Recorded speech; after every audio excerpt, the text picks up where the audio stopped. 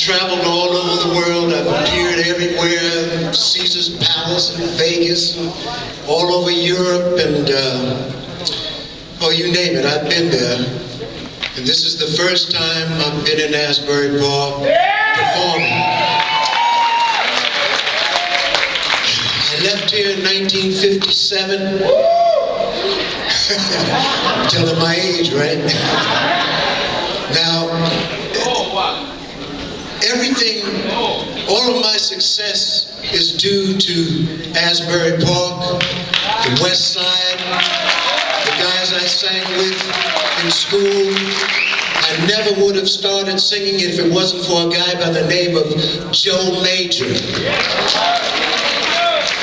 Joe used to, he walked up to me on Springwood Avenue one day. I was about 1953. Joe said, "I'm starting a singing group and I want you to be in it."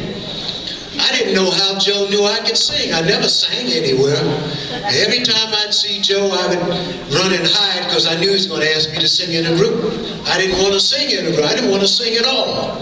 But when I got to Asbury Park High School, I heard Joe and the group singing in the men's room, in the boys' room, and that echo was something else. So I said, "Wow, man," I said, "you guys sound great." Joe said, "Come on, join in, join in." Well, that's how it all started, right at Asbury Park High School. So I left. I was a high school dropout. I dropped out of school, and I had a year to go for my senior year. But eventually I went back to school when I was 45 years old. I got my high school diploma. And I went on to college and got my degree. And this is the same thing I want for the kids on the West Side to do. I want them to get their education and learn and travel the world like me. God bless the children. So I moved to New York in 1957, and I moved in with a friend of mine from Asbury Park. Everything comes right back to Asbury Park. His name was Alonzo Blake. We called him Porky, and I know he's out here somewhere tonight. And I stayed with, he said, "Come on to New York, you stay here with me and I'll get you a job and a whole bit." And I did, and eventually I got a manager, and he took me up to Cadence Records. And the man who owned Cadence Records was a man by the name of Archie Blyer. And Archie Blyer was the musical conductor for the Arthur Godfrey Show at one time. And he had his own record company. He had Andy Williams, the Chordettes, the Everly Brothers. All of those artists were with him. And he produced them. He did all of the arrangements. So I went in and he asked me to, he said, "I got a song here I want you to sing. I want to see what you do with this." Now this is going to come right back to Asbury Park. So, so I walked over to the piano and he started playing. He said, "Sing this." So I did. And he said, no. He said, "Do it as if you were singing with that group back in Asbury Park named the Marquis." I said, "Oh, I know what he means. He wants me to put some soul in it." So I started singing, and I put a little soul. He said, yeah, that's it. Then he turned to my manager and he said, "I'm going to sign him up." And the next week I recorded it, and it was my first hit on the Cadence label. It was 1959. You give your hand to me, then you say hello, and I can hardly speak. My heart is beating so, and anyone can tell. You think you know me well, but you don't know me. No,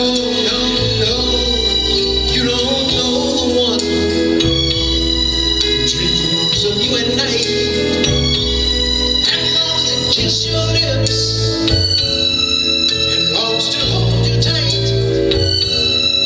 To you I'm just a friend.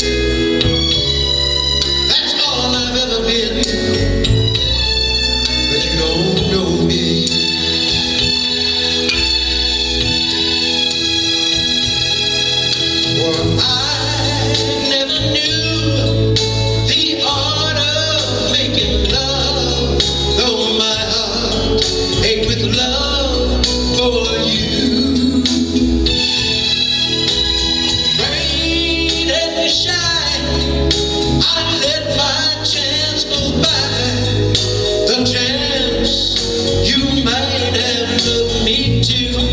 You give your hand to me, and you say goodbye.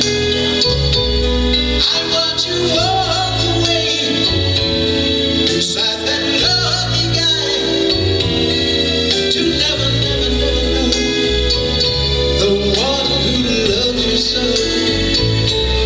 No, you don't know me.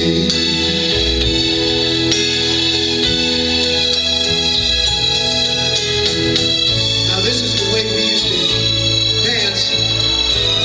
Used to call it the grind.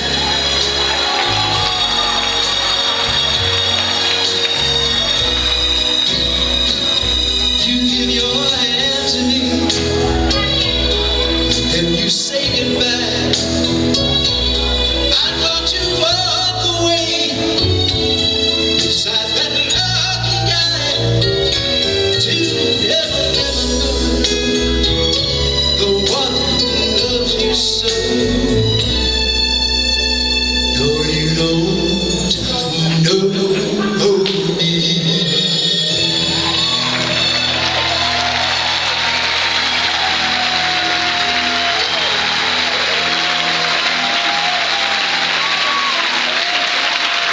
Now that record introduced me to the arts. Then my name started popping up on all the charts. Now there I was, a young fella, walking down Broadway. Wait a minute, not yet. Hold it, don't just hold it. I was walking, I got to tell him this story. I was walking down Broadway, hearing the sound of his own voice coming out of record shops.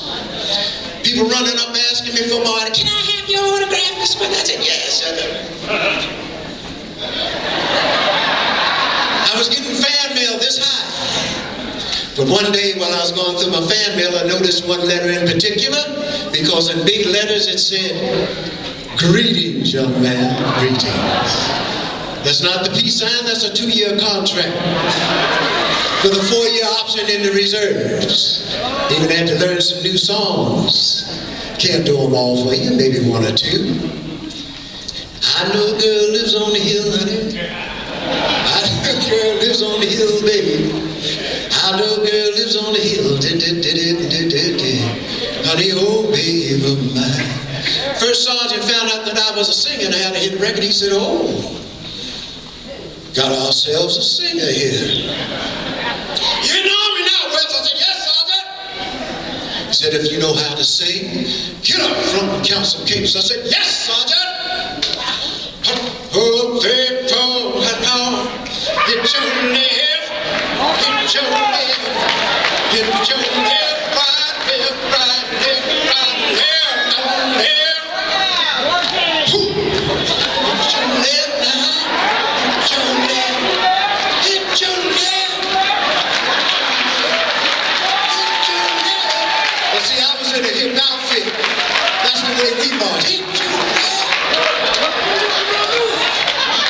Well, like I said, I wasn't a bad fella. He finally gave me a 3-day pass, and I ran to a recording studio, and I recorded this next beautiful, beautiful tune. See if you remember this one.